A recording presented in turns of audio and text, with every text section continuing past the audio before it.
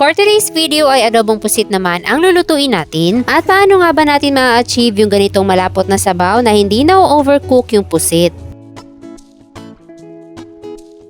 Meron tayo ditong 1.5 kilo ng pusit at huhugasan muna natin itong mabuti.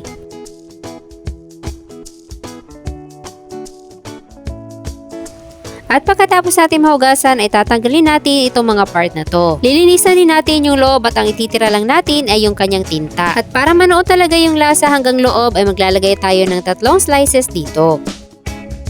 Pagkatapos niyan ay magpapainit na tayo ng konting mantika at magigisa na tayo ng ating mga aromatics. Unahin natin yung ating luya. Sunod naman ang sibuyas.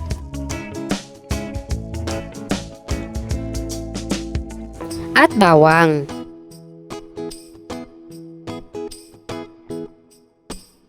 Then isunod na natin itong pusit.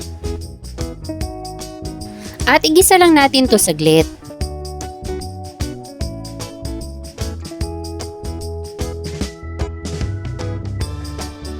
Tsaka tayo maglalagay ng 3 kutsarang toyo, 1 kutsarang oyster sauce, at paminta powder.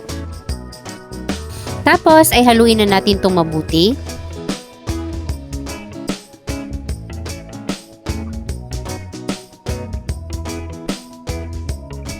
At ihalo na rin natin dito yung tinta ng pusit.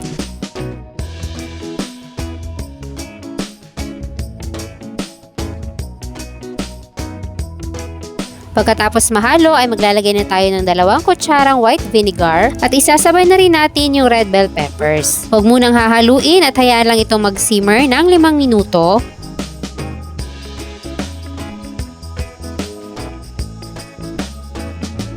At ganito lang yung gagawin natin para hindi ma-overcook yung pusit. Hanguin lang muna natin.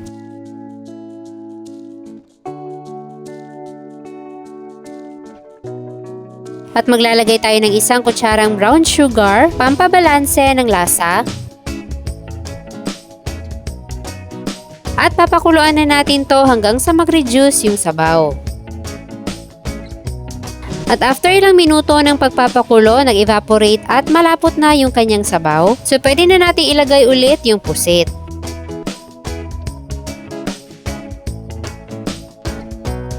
So antayin na lang natin ulit na kumulo at maglalagay tayo dito ng dahon ng sibuyas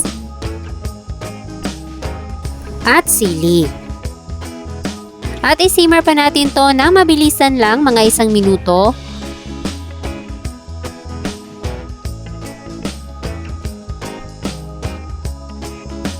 At ayan, ready to serve na ang ating napakasarap na adobong pusit. Sigurado ako mapapasarap na naman ang ating kain. So ganito lang kadali magluto ng adobong pusit na hindi masyadong masabaw at the same time hindi rin o-overcook yung ating squid. Kung gusto niyo magluto nito, check nyo na lang dyan sa baba ang kompletong listahan ng ating mga sangkap. At sana'y nagustuhan nyo ang ating recipe for today. Enjoy!